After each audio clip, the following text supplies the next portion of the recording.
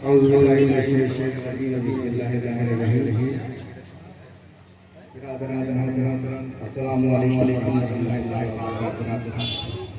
وقت ہوا ہے اور میری یہ ساؤنڈ والوں کا گزارش ہے کہ آواز تھوڑا سا دھیمی کرنے کو کم کر دیں۔ بہت سے لوگ ایسے ہوں گے بیمار ہوں گے اور لوگ میں بڑی پریشانیاں ہوتی ہیں، وہ کوشش کی جائے کہ اتنی آواز ہو کہ آپ یہاں پر اپنی گزارش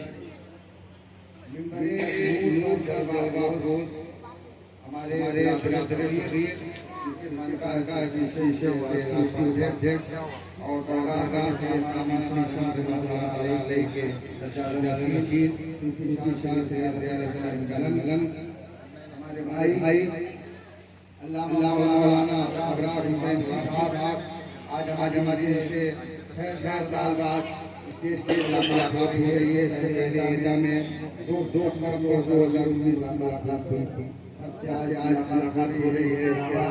ہمارے تمام برادر طریقت اور برادر شریعت جو ہیں، میں ان سبھی کے ساتھ کرتا ہوں۔ دیکھیے میں کوئی بولنے والا نہیں ہوں اور میں یہ بولنے کے لیے طریقہ ہے، بڑی پہ ہمیں بیٹھے ہوئے ہیں، بڑے پہاڑ بیٹھے ہوئے ہیں۔ میں یہ آسمانی آغاز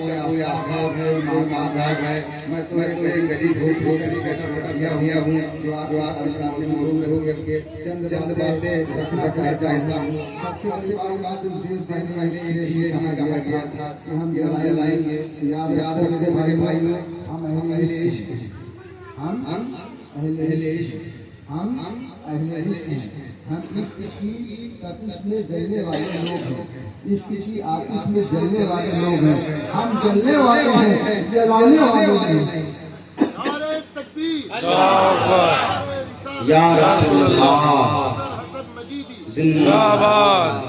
ہمارے بزرگوں نے عشق مصطفیٰ میں خود کو فنا کر کے، خود کو جلا کر کے دنیا کو پیغام دیا ہے محبت کا، دنیا کو درس دیا ہے بھلائی کا۔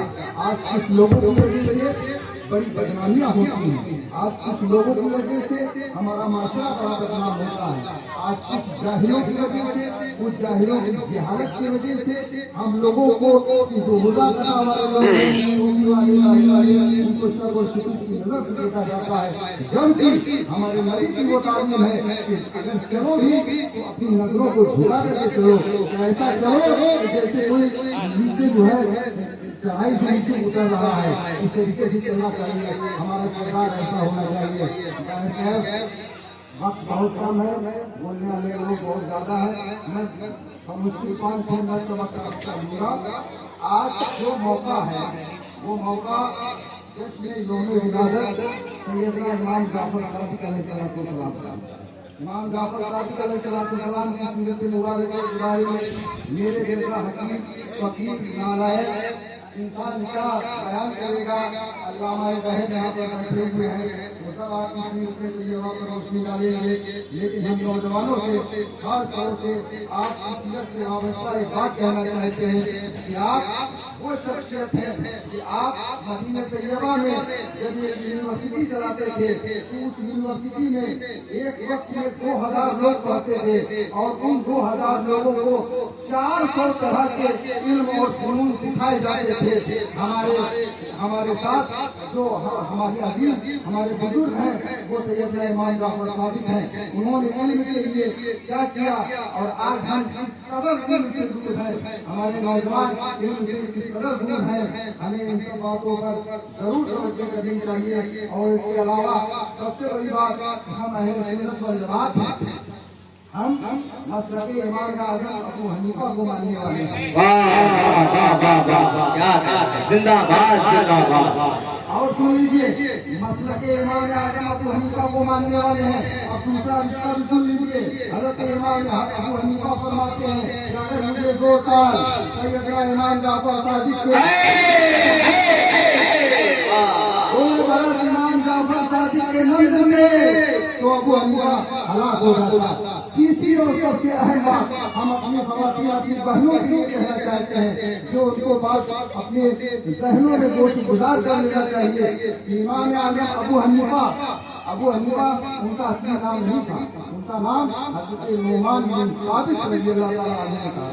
وہ کس وجہ سے جانے جاتے ہیں ابو حنیفہ کے نام سے؟ وہ اپنی بیٹی کے نام سے جانے جاتے ہیں. اور کیوں جانے جاتے ہیں؟ کیونکہ ان کی بیٹی نے ایک ایسا مسئلہ حل کیا تھا کہ اس دور کے بڑے بڑے لوگ اس مسئلے کو حل نہیں کر پاتے تھے. تو اس سے ثابت ہوتا ہے کہ اسلام کسی بھی طریقے سے خواتین کی تعلیم کو منع نہیں کرتا ہے. خواتین تعلیم حاصل کریں.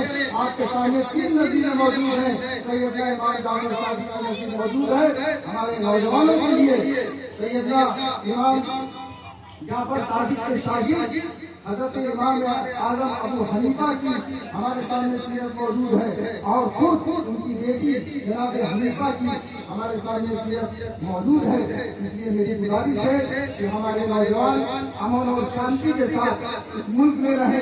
یہ ملک ہمارا ہے. ہم اس ملک میں رہنے والے ہیں. اس ملک کو سجانا, اس ملک کو سنوارنا, اس ملک کو بنانا یہ ہماری ذمہ داری ہے. کیونکہ خانقاہ ایسوسیشن ہمارے سارے ساتھیوں بالخصوص ہمارے برادر شریف سید زیاد علی شاہ حقانی ملنگ کی زیر سرپرستی میں پورے ہندوستان میں ایک مہم چلا رہا ہے. اس کا مقصد ہے قومیت یکجہتی اور ہندو مسلم بھائی چارے کو بڑھاوا دینا. یہ بات یاد رکھیے کہ کوئی بھی مخلوق ہو اس کائنات میں, چاہے کوئی بھی ہو, چاہے نریش کمار ہو, چاہے نسیم احمد ہو, سب کے سب اللہ کے بندے ہیں. اس سے کوئی کام نہیں کر سکتا. اور نبی کریم صلی اللہ تعالی علیہ وسلم تمام عالمین کے لیے رحمت ہے. کوئی بھی ہو, ہندو ہو, مسلمان ہو, سکھ ہو, عیسائی ہو, میرے آقا نبی کریم صلی اللہ تعالی علیہ وسلم سب کے لیے رحمت ہے. ہماری ذمہ داری ہے کیونکہ ہم جناب محمد رسول اللہ صلی اللہ تعالی علیہ وسلم کا کلمہ پڑھتے ہیں. اس لیے ہماری ذمہ داری ہے کہ ہم اس پیغام کو زیادہ سے زیادہ لوگوں تک پہنچائیں. میرے بولنے میں اور کہنے میں کسی بھی طریقے کی کوئی کوتاہی, کوئی لرزش ہو گئی ہو, کسی کی سیراداری ہوئی ہو, میں بھائی سے معذرت چاہتا ہوں, معافی کا طلبگار ہوں. خدا را سید سجاد کے صدقے میں, امام جعفر کے صدقے میں, تمام اہل بیت کے صدقے میں مجھے معاف فرمائیں. السلام علیکم. نعرہ تکبیر, نعرہ رسالت, صوفی بشر مجیدی صاحب.